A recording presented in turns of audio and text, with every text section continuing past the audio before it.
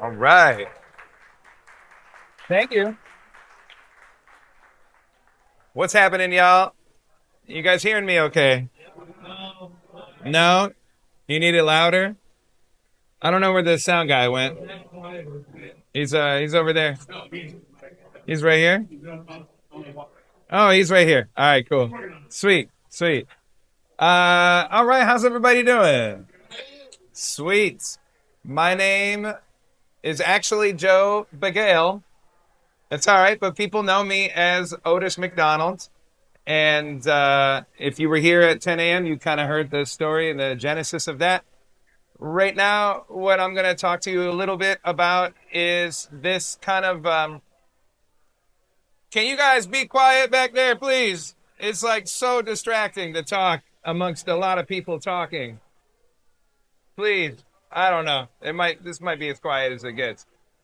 It's crazy. Maybe we'll sample then some shit.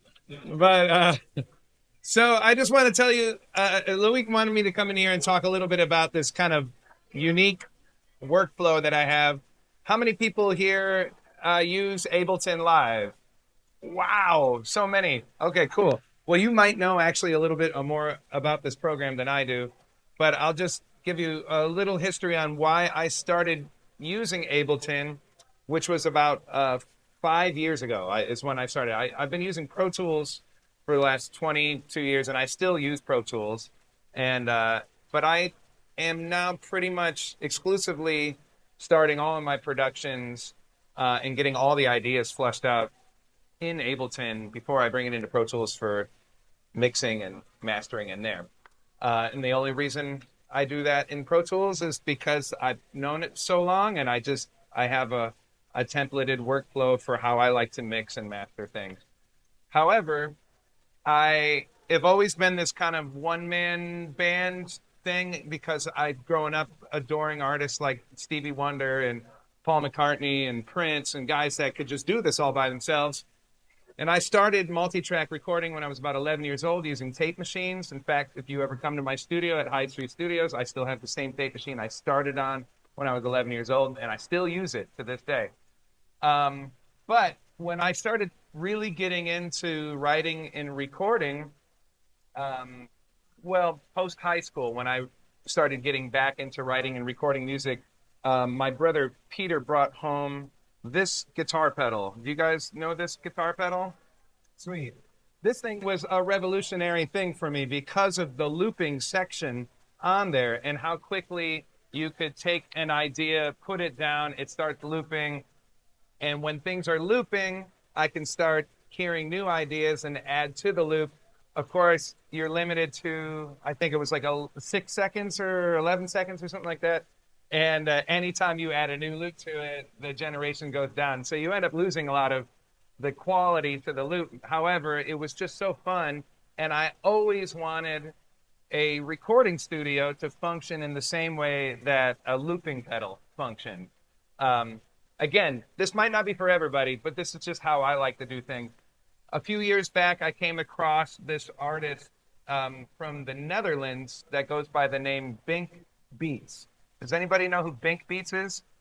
Yes. Really? Just you? Wow. Okay. You should check out Bink Beats.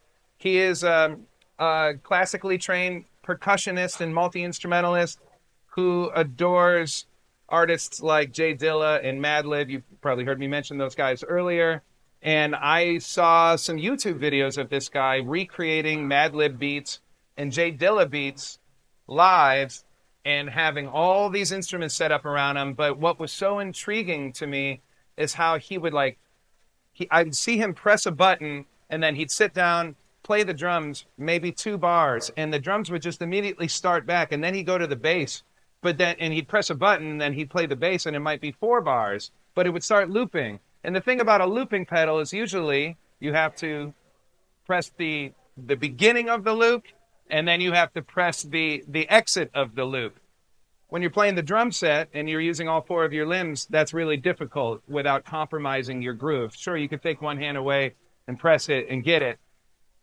But I knew that this guy must have been using Ableton. I'd never used Ableton, but I knew that this was like the thing to do for looping. However, I downloaded Ableton and I could not figure out how to do that. And I also did not know how to use Ableton. And I was looking at this window that you guys see on the screen, which in Pro Tools, that was just the mixing window. And these little slots up here is where you load plugins in. And so I didn't realize that this was like a whole recording area all in its own that is completely separate from this area, which is the arrangement view. However, they can work simultaneously. Those of you who use Ableton, you already know this, but I didn't know this shit. So anyway, so once I figured out how to record a clip in here, I still couldn't figure out how to do this sort of hands-free type of looping thing that this Bink Beats guy was doing. And thank God Ableton interviewed him, and he talked about his process using dummy clips and then using this Max for Live plugin that he and his friends had built called the Bink Looper is what they call it. And he gave it away for free. It's still for free. You can go on his website and get it. So I downloaded this thing. I'm like, all right, this is it. I'm going to figure it out. And it was so confusing. And again, I did not know how to use Ableton. So I had to simultaneously teach myself how to use Ableton while teaching myself how to use this plugin. So what I'm going to show you guys is just a very condensed version of how I have my recording studio set up with all my instruments using this plugin inside Ableton Live. You guys down? Yeah. All right, sweet. All right. So first things first, I was talking a little bit about a dummy clip. Are people familiar with that term, what that means? Okay, cool. So a lot of you aren't though, right?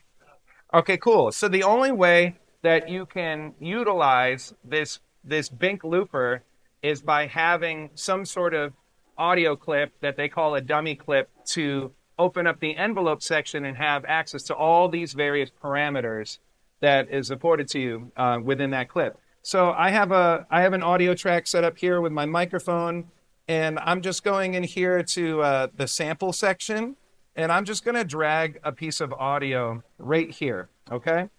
And for this case, I'm going to just say record for, and I'm going to double click here, and now you see I have this, it looks like it was like a bass drum or something like that. We probably can listen to it. Yeah. Well, it wasn't that drum loop, I'll tell you that. It was just some sort of loop. Yeah, there we go. So it was a hit. All right, so the first thing I'm going to do here is I'm going to take this clip, and I'm going to take the gain, and I'm going to turn it all the way down. That's the dummy part. The clip is there, but we're not going to use the sound in the clip. But you'll notice that I dragged this thing right here called the Bink Looper on that audio track. And what's cool about the Bink Looper is there's an audio version of this Max for Live plugin, and there's a MIDI version. You get both of them for free when you download it. So when it's in your plugins area down here, you can see all the different things that it can do, yet I still didn't know how to control it. So that's where the dummy clip comes into handy. So we'll double click here.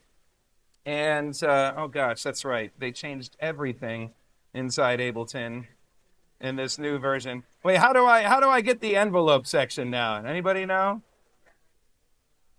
Right around here, right? Yeah, it's usually it usually pops up right there, right? No, it's not down on the bottom.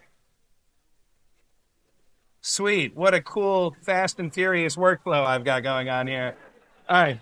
Well, all right. I just wanted to show you how to program it inside an audio track, but thankfully I do have it on all my MIDI tracks here. So let's open up an instance of it right here. And there's the envelope thing. That's what I was looking for. So if you're in your envelope section, right? And actually, let's go over here. So this is a keyboard. All right, cool. So we'll click on this dummy clip that I made in here. We'll go to the envelope section, and down here, we're gonna click on the Bink Looper. Now, in here is where you have all the different parameters. And you can see these ones that are lit up. There's arm, there's delete, there's launch, there's loop. So what you can do with this plugin in one measure of time, of course, it can be 2 measures of time. It can be however long you want it to be. You can train or teach Ableton to basically engage all these different parameters within one click of a button. So, for instance, I'm going to go on arm, and you see this whole area down here is 1 measure of time. So I'm going to make sure that this gets turned on first, like that. All right, and then the next thing I want it to do is I wanted to tell Ableton how long the loop should be. So for 4 bars, Ableton, for some reason, does everything in beats. So 4 bars is 16 beats if we're talking about quarter notes.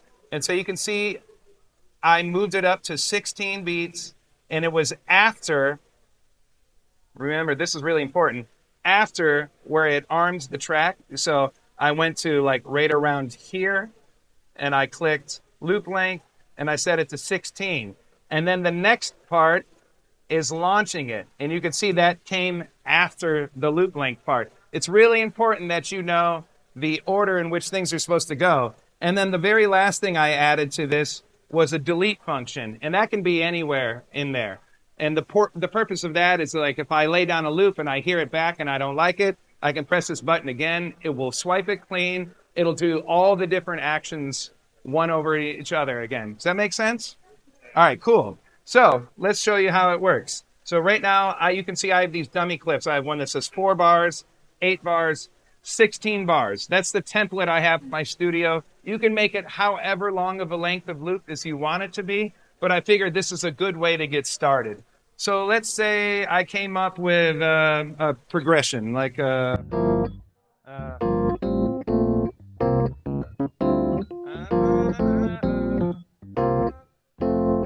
that sounds cool, right?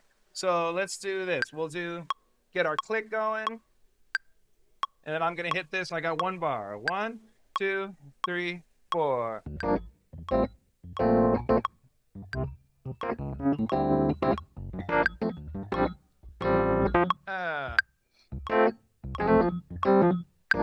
Wasn't the best loop in the world, but right?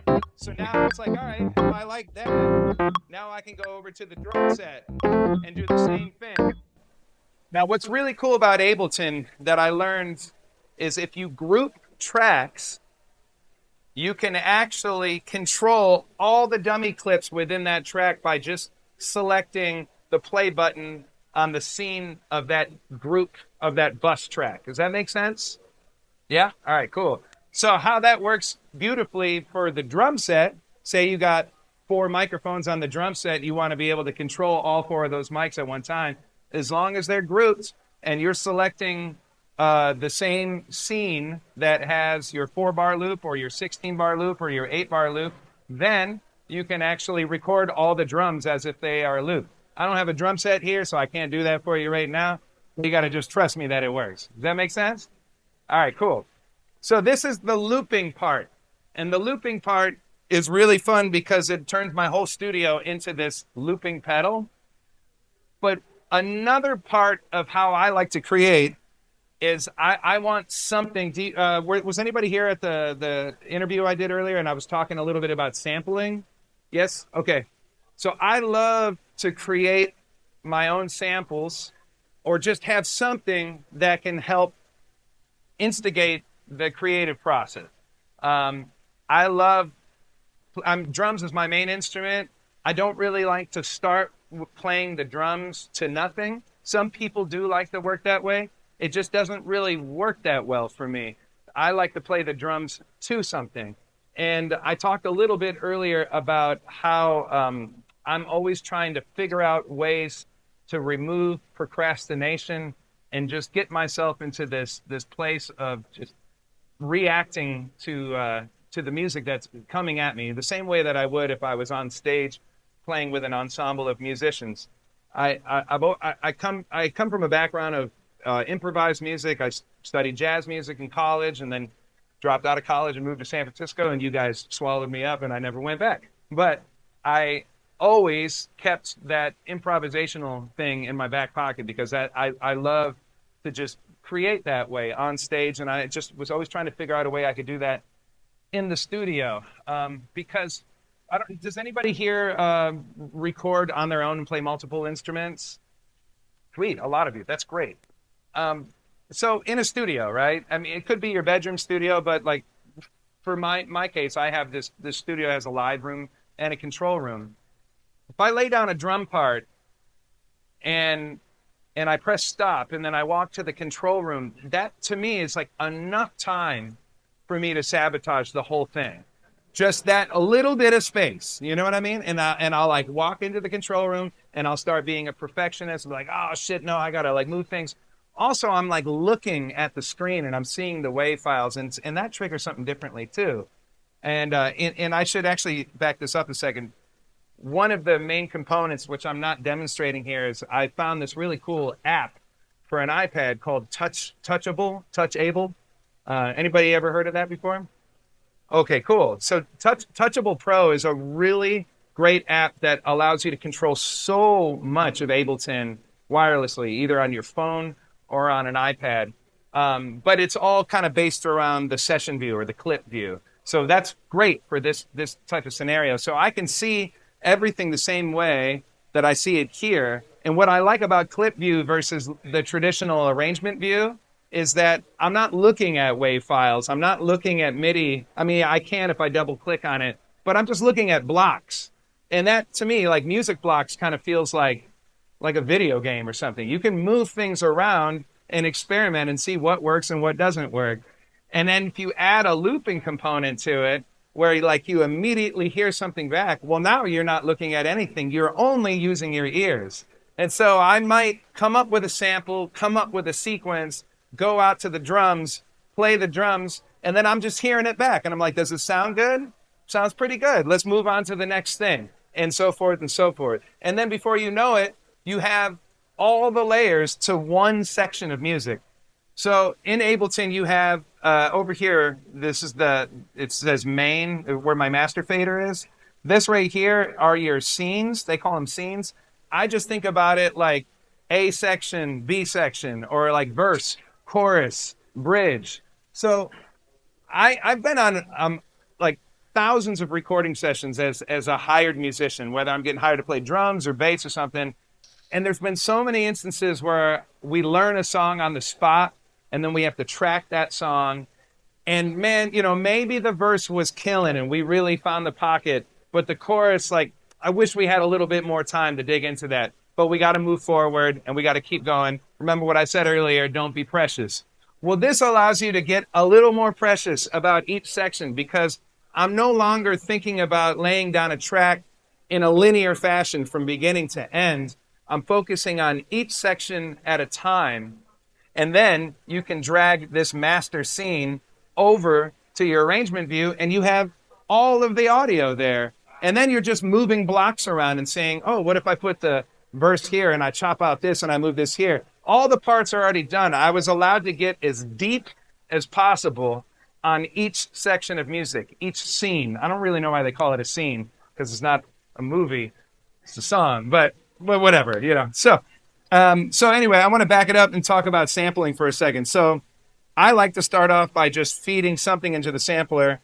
I'm not going to create a sample right now on the spot, but I'm going to open up this thing called Serato Sample. Anybody ever heard of this?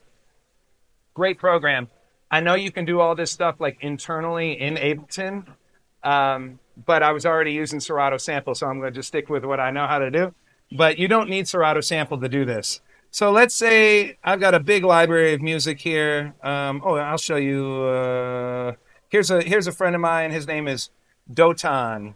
He makes a lot of really cool sample packs for Splice, and then he also sends it out to the homies. So he's got a lot of really cool compositions in here. I'm going to grab something that has no drums, and let's preview it really quick.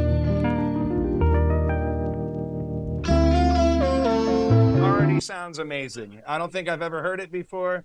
Let's drag it in here.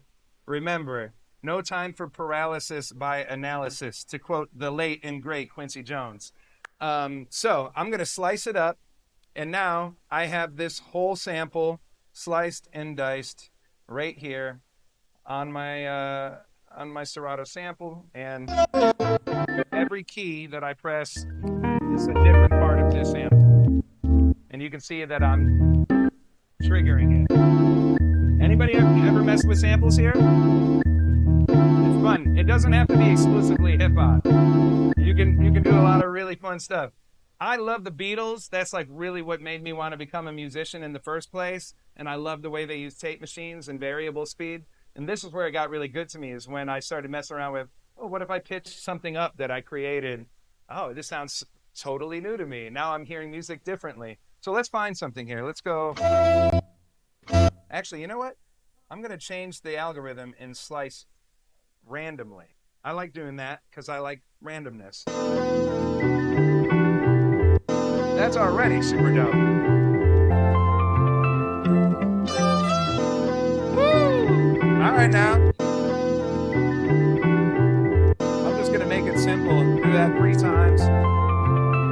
How many bars is that? 1, 2, 3, 2, 3. I think we're going for 4, right? 2, 3, 4. All right, so what is that? Was my G and my C. All right, let's put this workflow into place here, and let's put it into action. We'll get my click going. I'll move this over here so you can see it. Let's do a 4-bar. 1, 2, 3, and. Oh, it's a little off, but we can fix it.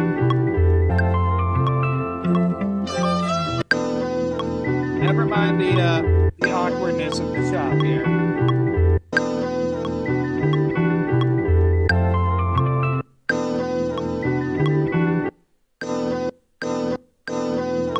All right, so let's move this back a little bit. Oh no, let's move it forward a little bit.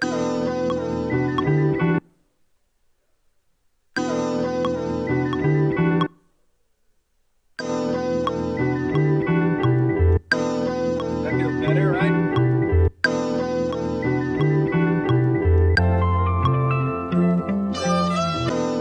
All right, so we got our sample. And actually, what's really beautiful with Serato Sample now is it has stems built into it too. This is really cool. So we could hit these buttons up here, and now it's just analyzing it. So I could just take, say, maybe the harmony, the keyboards and everything.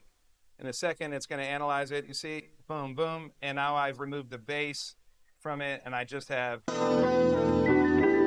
that part. Now let's say I really like the bass part too. I can really quickly just duplicate it as long as my laptop lets me. This is still an Intel laptop, it ain't fast anymore. All right, so let's say I play them together. And let's go over here. Make sure I'm opening it up. Yes, right in Serato Sample. So now I'm going to come over here to this instance, and I'm just going to remove the harmony and just have the bass. So now I have the bass separated too. So now I can EQ that differently, right? And I can mix the harmony down a little bit differently. Now let's say I was in my studio, I'd go over to the drums and play along to this. Maybe I'd speed it up a little bit, and it will follow all the tempo changes. But why don't I grab a sample, a drum sample. Anybody here familiar with this guy in Toronto? His name is The Count. Yeah, Count Cole, great dude. He's a good friend. He's been over to the studio. We put out a track together last year, actually. So now we can audition things in time. Let's check it out. Ooh.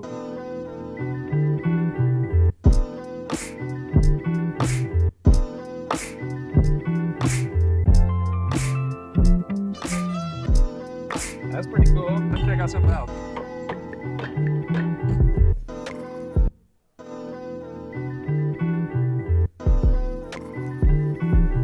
Yeah, some of the longer breaks don't sequence right. Yeah, what's that all about? Oh, I like that. Let's test that out.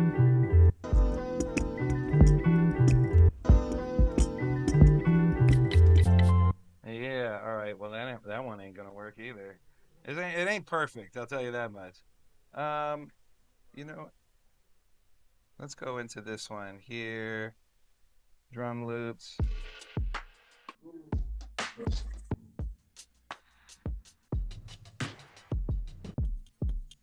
Woo.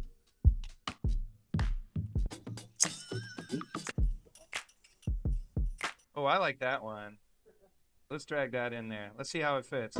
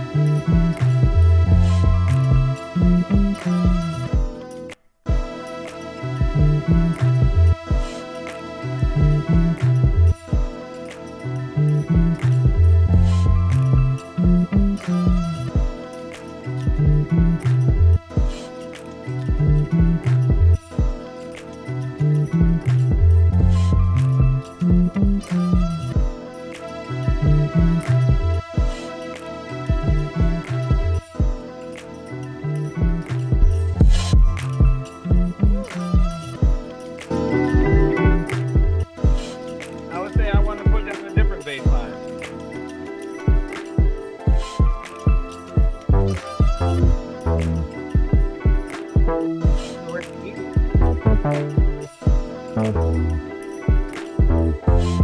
Pretty simple, just pass this right there.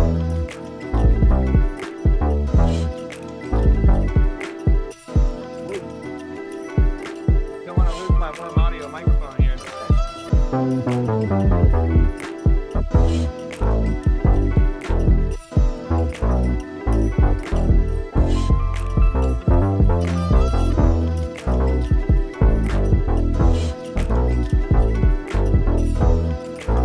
I like that.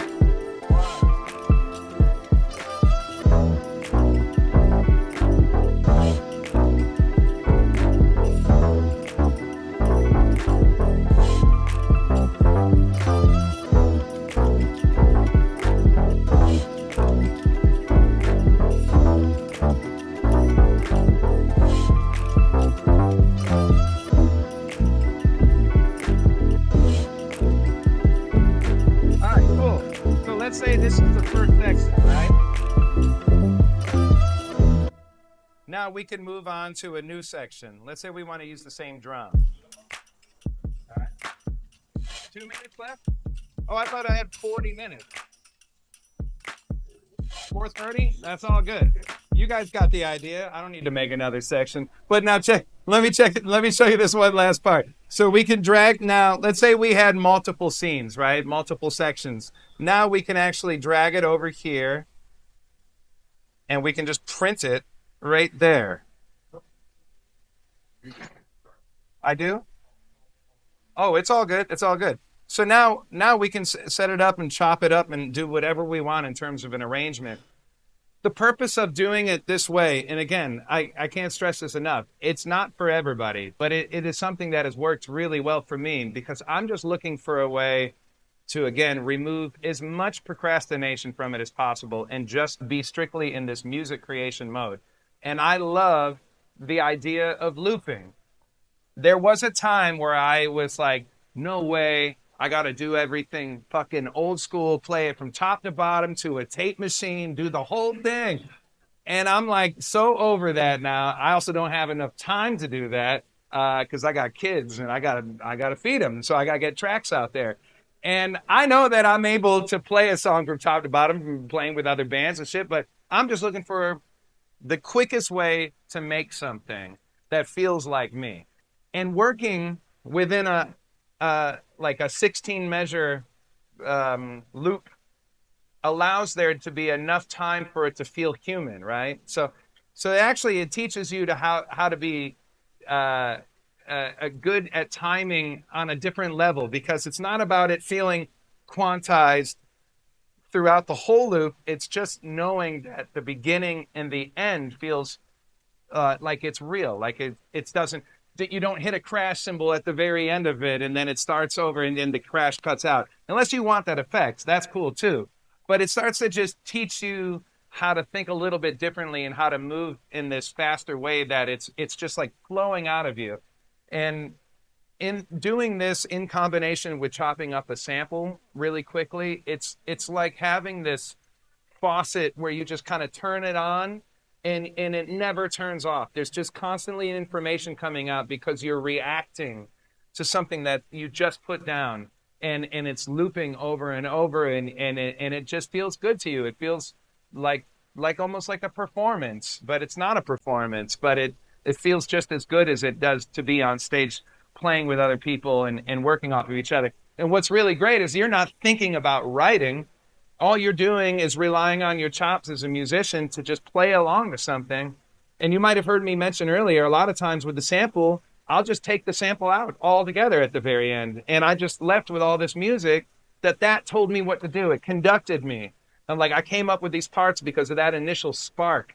And now I have all this music, and I wasn't thinking about writing it, but I did write it because I played like a session musician to it. Does that make sense? Since we only have a few minutes left, does anybody have any questions? I know this is like a fast and furious presentation. And it's not fast to set up this workflow, but once you get it working, it is a really fast way to create. Yes, sir. Is it just for writing, or do you play live like this? No, I just use it in the recording studio. When I play live, I usually have a group of musicians and they learn my parts. But I tried to do it live by myself, playing the drums and setting up my tracks in stems and being able to trigger different sections with a Roland SPD. And basically, I bake a click into it where nobody can hear the click, but there's like each song has its own click. Because it might be at different tempos, but that allows me to not have to be globally quantized, so I can interact with the sections of the songs and like re-trigger stuff or like chop it up with my hands on the drums. So I've tried it, but I'm not great at it yet. Yes. No. The dummy clip length doesn't matter at all. It's what you tell Bink Looper to do in the envelope section. That will allow you to make it however long you want, because you're not even, the dummy clip is just there so you have a play button. That's really all it's there for. That's right. And that's right. And one thing I should mention is that down here on the Bink Looper, you have this scene selector. So that maps to your different scenes in there. So right now I have it set to scene 1.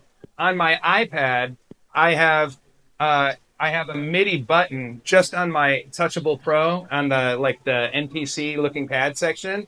I have one pad MIDI mapped to every scene of Bink Looper in my Ableton session. So if I press it once, I know all of my tracks have just gone to scene 2. And so now I can record something really fast. Does that make sense? Yes.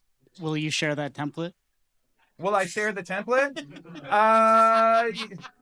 Yeah, I could send you like an audio track and a MIDI track with clips on it. Yeah, no problem. But you should learn how to do it yourself, man. Come on. Yes. So I love your concept of flow, because I'm the same way. Like any technology or tool that keeps flow going, that's what I want. Yeah. Where my flow tends to drop off is, okay, I have like an A section or a verse, or call it whatever you want, but an A section. Now I need the next scene or the next section, and I'm like, oh shoot, I'm starting from scratch now. Yeah. Like my flow went from here to like nothing. Wow. Well, does that ever happen to you, or what do you do about that? No, because generally what I'll do is I do live streams all the time, and you can watch on my YouTube channel. I used to do them every week. I'm starting to do them every week again. But basically, when it's time for me to come up with a new section, generally what I'll do is the drums that I created for the first section, I'll drag them down to the next scene. So at least I have some drums, and then I'll play to that. But I might come up with something against those drums and then be like, I want the drums to be differently. But now I have all the parts to play to, so I'll just go retrack the drums, Yeah. Yes. I dig your Instagram videos. And how do you incorporate video into your workflow to crank out the videos? Oh, that's a good question. That was a whole other thing. Man, timing is everything. So I moved into Hyde Street Studio D almost 6 years ago, which is the room where like Herbie Hancock and the Headhunters made all their like pinnacle funk records back in the 70s. And yes, we can applaud that shit. Yes. So when I moved in there, I had already had a YouTube following, and I was like, gosh, I want to figure out how to capture the thing I do in here and show people this really iconic studio.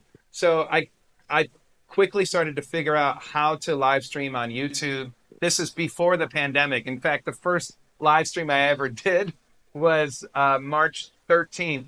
2020, 3 days before lockdown happened. So I'm glad I had it all figured out, because I was like, well, this is what I'm going to do for the next year, So anyway, to your question, when I do a live stream, the purpose there is that I am holding myself accountable to make something, and all the cameras are on, And when I go to the drums, I switch to the drum camera and I'm capturing all of that. And then when I have the song all done, like the song is finished and I'm ready to put it out, I usually will edit the song to like a 1 minute, or 30-second kind of clip that is made for Instagram. And then I'll go back to the live streams and I'll find, just within QuickTime video, I'll go and find all the parts where I laid down the final take, the final 4-measure drum loop or 8-measure drum loop, bass loop, et cetera, et cetera. And I'll just get the beginning and the end of it loosely, like a little bit before I started playing it and a little bit before the end of it.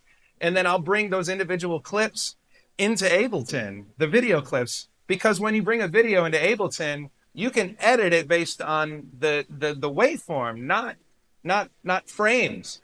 Frames is limited when you're in like Final Cut or what's the other one, Premiere. You can't always get it right on the beat, but in Ableton or any DAW, you can. And so I'll go in and line up, say the drums was only 4 measures, but it's a 1-minute clip and those drums are looping. I'll just line up the 4-measure drum loop right there with the track, with the track that I finished, and then I'll just duplicate it, just Command D, and then I have all my drums sync to the audio, and then I'll do the same thing for the bass, same thing for the keyboards, and now I have a multi-camera version that I can bring into Final Cut, and Final Cut and Premiere will sync all your video clips based on the audio. So if they all have the same audio, it'll all be perfectly synced. And then you just have like your keypad on your keyboard and you just press play and you can, keyboard 1 might be the drums and keyboard 3 might be the bass, and I can just hit it in time and then my edit's done. And then I just export it and load it up into Instagram. 60-second question. Who's got it? Okay, you're on. Correct me if I'm wrong. Memory serves, you worked with Eric Kraz? Eric Krasno? Yeah. Can you tell a story about what it's like to work with him? Sure. Yeah. Well, Eric Krasno is an incredible multi-Grammy winning producer, guitar player. When I was in high school, he and his band Soul Live came out with their debut record on Blue Note Records, and it was like perfect timing for me as a like 17-year-old who was really into jazz, funk, and like this new wave that was really kind of pioneered by John Scofield and Medeski Martin and Wood. And this was like the next organ group that came along. So I was already a big fan, had seen Soul Live multiple times. And then being a working musician out here, I met a lot of musicians that were kind of in similar circles, like the great Will Blades, this Hammond organ player. Will and I played together for years. When I got Hyde Street, of course, all those guys, Krasno and the Lettuce guys, they all are obsessed with those Herbie records, just like me. So Will was kind of my liaison, and he started bringing over, first he brought over Adam Deitch from Lettuce, and I was a big fan of Deitch from his work with Scofield, and of course Lettuce, and then Nigel Hall came over, and these were guys I was already listening to, and they just wanted to see the studio, but then Deitch, to his credit, was the one who was like, yo, I want to hear what you do. And so I started playing him my tracks, and he bugged out, and he hit up Kraz, and then Kraz started following me the next day. That was New Year's Day 2020. And then when everything locked down, I started this with my company Track Tribe. We started this thing called Song Aid, which was basically a streaming playlist that artists were donating tracks to us. And anytime somebody streamed one of these songs, it would the money that was generated would go to this organization, Why Hunger, which was providing food for all the food banks during the pandemic. And I hit up Kraz and I was like, hey, dude, would you like to add a song to this? And he was like, sure, I don't know what to do. He's like, I've been playing this Bob Dylan song, Man in Me. Would you want to do it with me? I was like, sure, that sounds amazing, because I'm like a huge fan. And he sent me this rough little demo of him doing Man in Me. And then I brought it in the studio with this workflow and just started figuring out all the parts and laying down all the parts. And then I sent it back to him. And he bugged out and he was like, you want to produce my next record? And then I did that. And then during all of that, we created a whole new band called King Canyon with this old friend of mine, this bass player, Mike Shibaro. And yeah, Kraz is great. And we were just like brothers from another mother. Yeah, I'm just the easiest guy to work with. One of the greatest guitar players on the planet, and just a great human being. So, yeah. Ladies and gentlemen, this is here for Joe, a.k.a. Otis McDonald. Thank you very much. You killed it. You nailed it, man. Thank you. Awesome. Okay.